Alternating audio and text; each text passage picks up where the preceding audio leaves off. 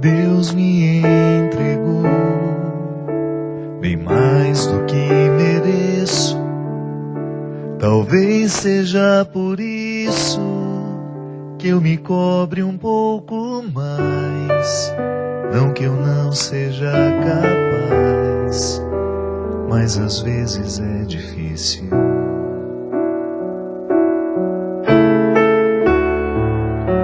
Nem sempre sei fazer o bem que eu desejo, e às vezes eu me perco, me enganando sempre mais.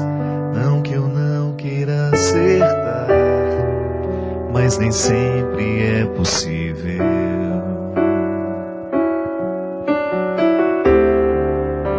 Já me condeno tanto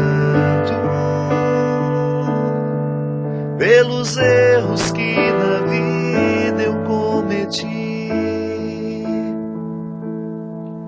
pelas vezes que eu não soube decidir, e assim o meu coração gritava, desespero de quem ama.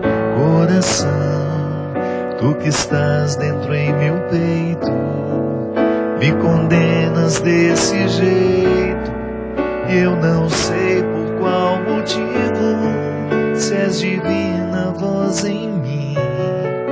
Só te peço, por favor, eu sou humano,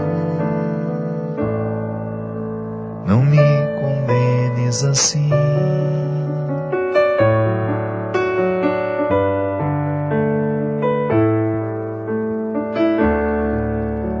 Humano eu sou assim, virtudes e limites.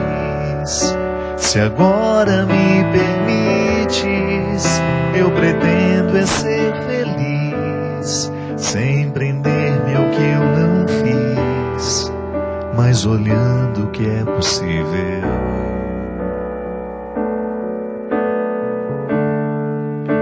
A dor que às vezes vem me faz feliz também, pois ela me recorda o valor que tem a cruz. Quando a noite esconde a luz, Deus acende as estrelas. Já me condeno tanto pelos erros que na vida eu cometi, pelas vezes que eu não soube decidir, e assim o meu coração gritava, desespero de quem ama. Coração, tu que estás dentro em meu peito, me condenas desse jeito, eu não sei por qual motivo, se és divina voz em mim. Só te peço, por favor, eu sou humano, não me condenes assim. Muito boa noite, é com muita alegria que nós começamos mais um programa de Direção Espiritual. A partir dessa canção que nos inspira, que nos motiva a ter um coração que seja amigo da gente, né? Eu me lembro que na semana passada nós falávamos de pessoas que têm dificuldade de tomar decisões que lhes são favoráveis. Por quê? Porque estão escravizadas ao sofrimento.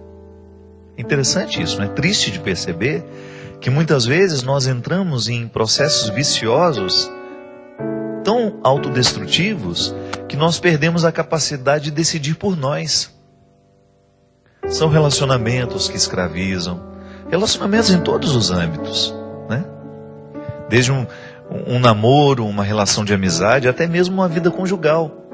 Quando você percebe que você, para que aquele relacionamento dê certo, você tem de perder a sua pertença. Você tem de abrir mão de tudo que você é. Isso é cruel, não é? Isso não é amor. A gente pode até acreditar na capacidade que o humano tem de viver um certo martírio pelo outro. Mas isso não pode se transformar em aniquilamento do ser.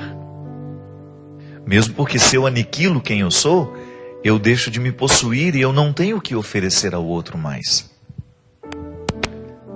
E é interessante a gente compreender que a conversão, essa aproximação que nós fazemos de Deus para ter um coração melhor, gosto sempre de dizer isso, o processo religioso na vida humana é justamente para nos ajudar a lidar com as questões humanas.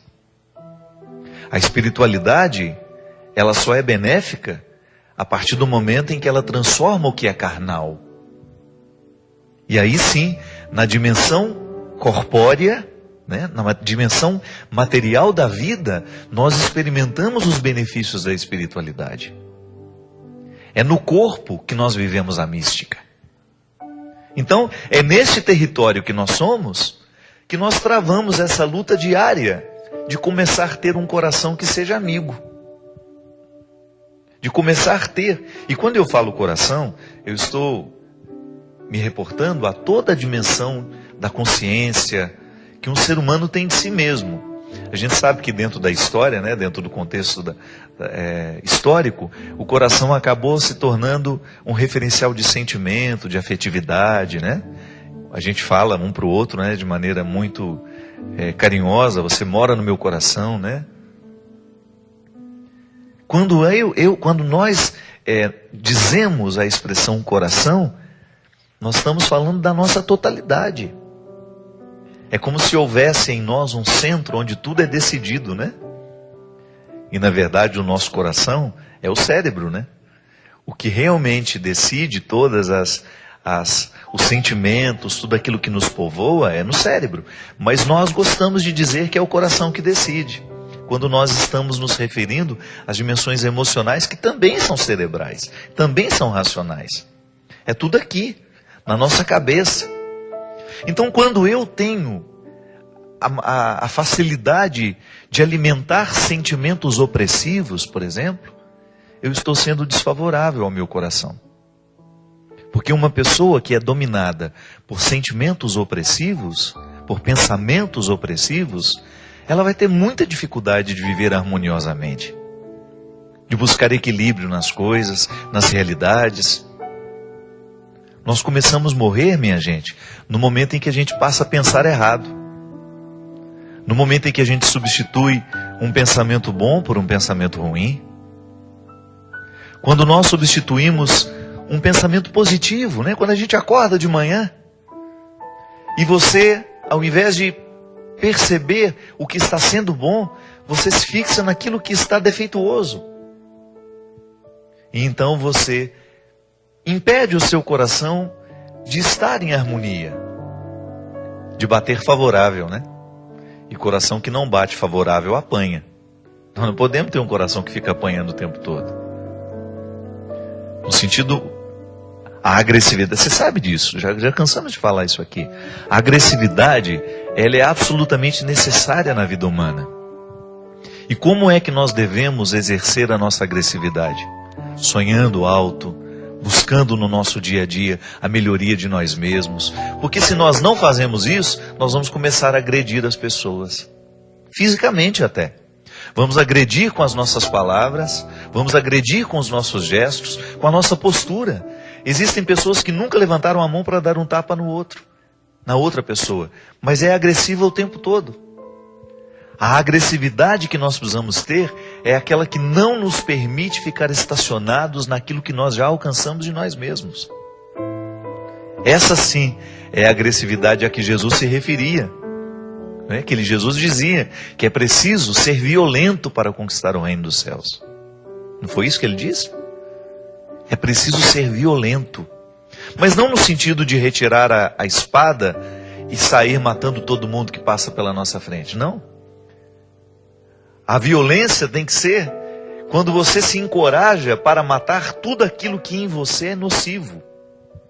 Tudo aquilo que em você é diabólico, tudo aquilo que em você, aquilo que em nós é prejudicial a nós mesmos. E é por isso que a conversão é sempre uma transformação de mentalidade. São Paulo já falava isso. E nos ensinava com toda a sua cultura, né? São Paulo era um homem profundamente conhecedor da cultura de sua época. Era um grande filósofo. Um homem que tinha contato com a cultura profana, digamos assim, secular da sua época.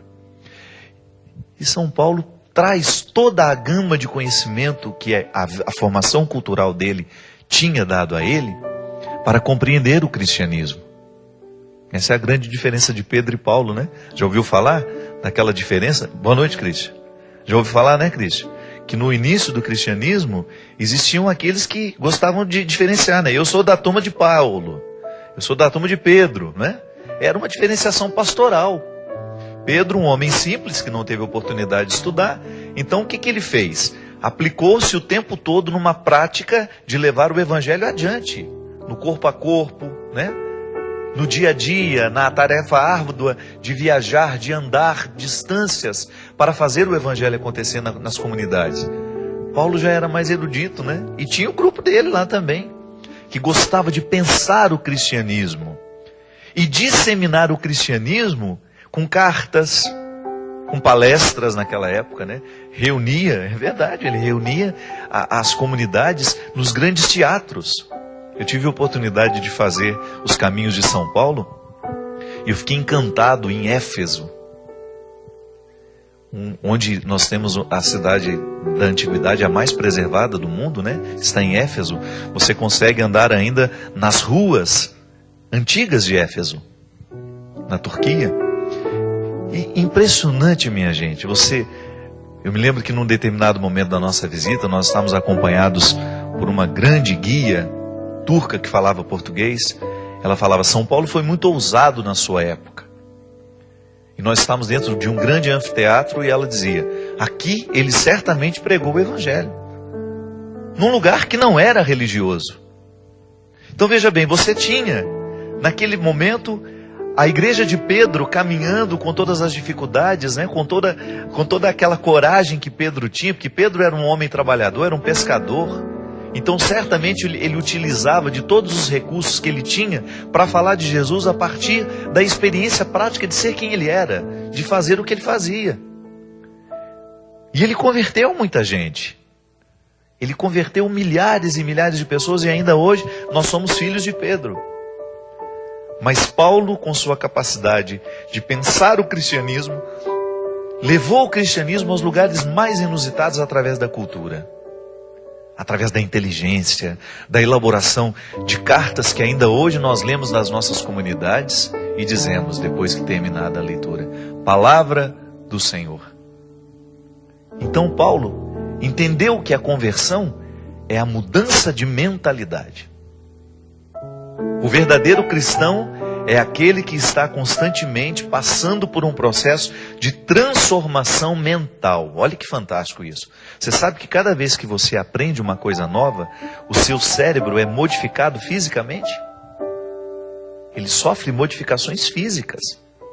Então, quando nós mergulhamos no mistério do cristianismo, nós começamos a assimilar um jeito de ser e de pensar de Jesus. Fico pensando, minha gente, que no início do cristianismo, muitos foram mortos porque pensavam como Jesus, porque viviam como Jesus.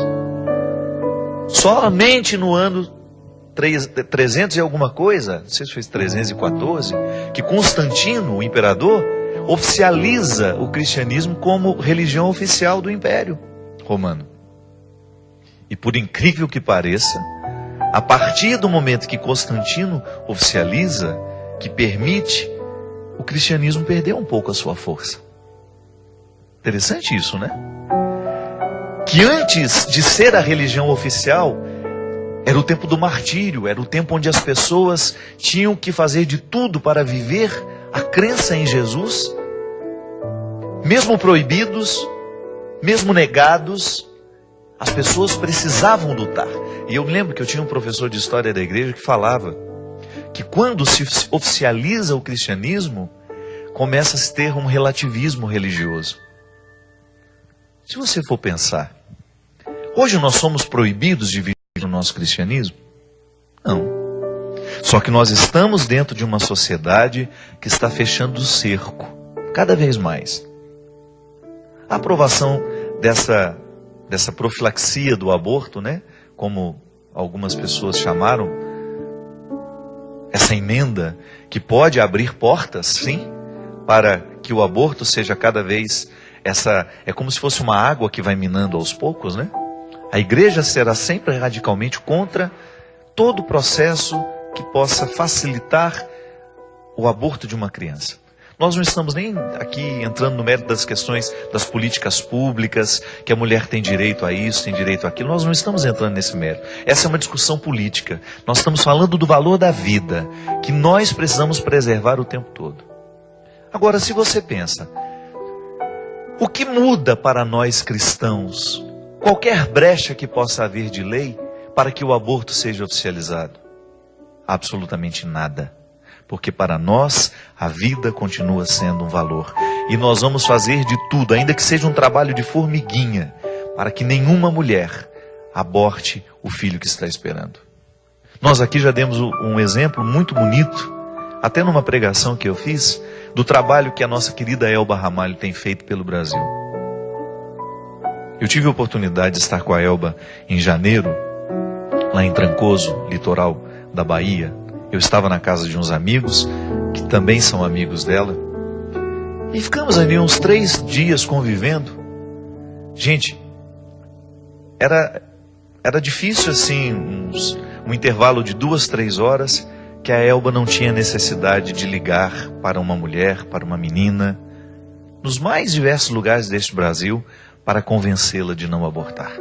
Um trabalho de formiguinha, porque ela faz parte deste grupo que decidiu viver o cristianismo com todos os radicalismos que ele nos pede nos dias de hoje, mesmo que ela não esteja amparada pelo governo, mesmo que ela não esteja amparada por uma situação maior, mas ela faz o trabalho dela. Por quê?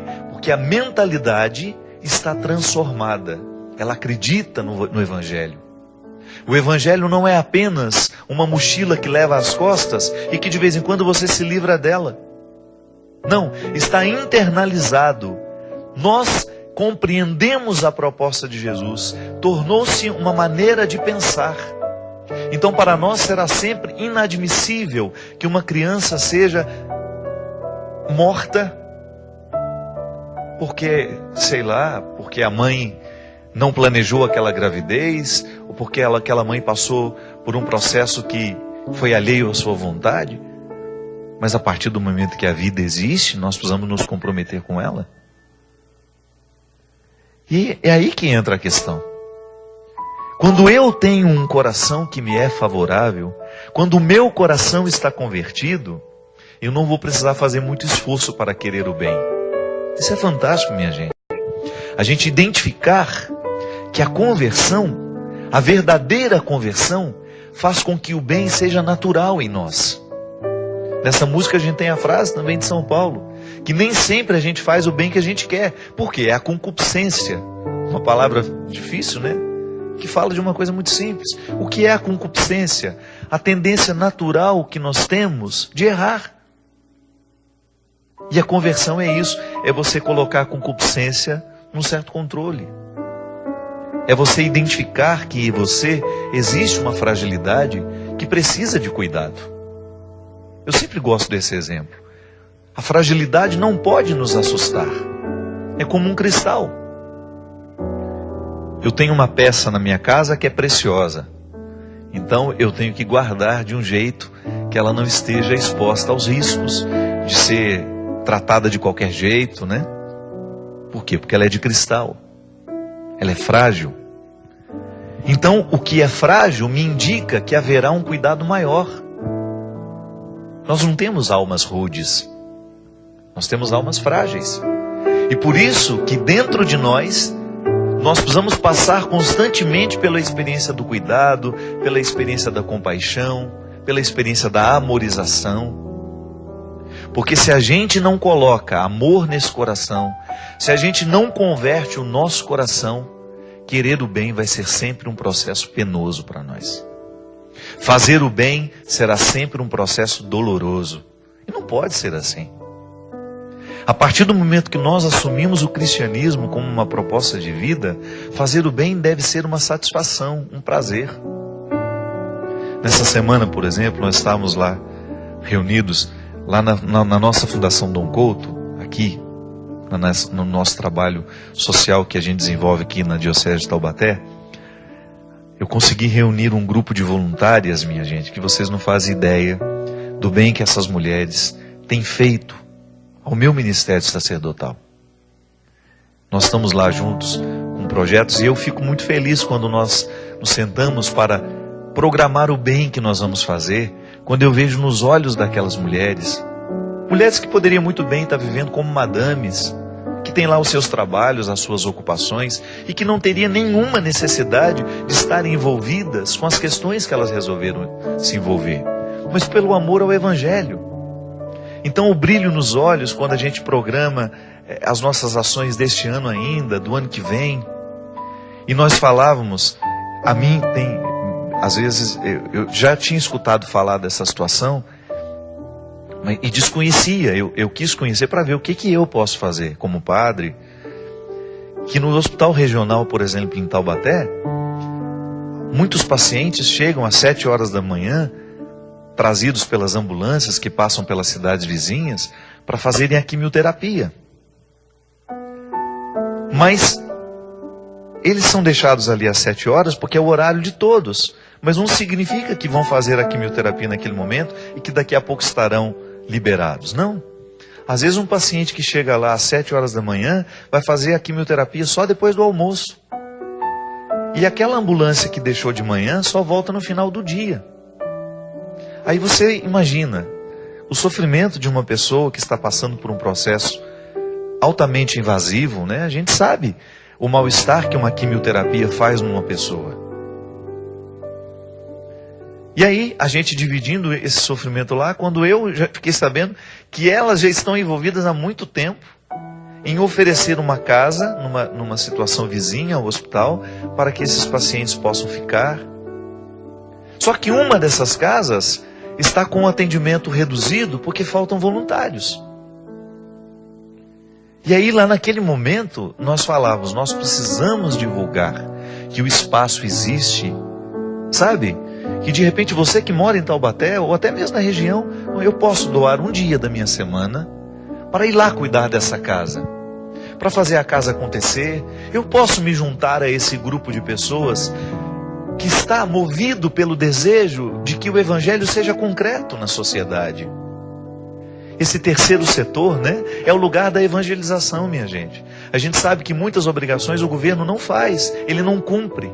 Então estaremos nós lá como cristãos, organizando as nossas ONGs, fazendo funcionar as nossas fundações, para que a nossa caridade faça a diferença na vida de alguém.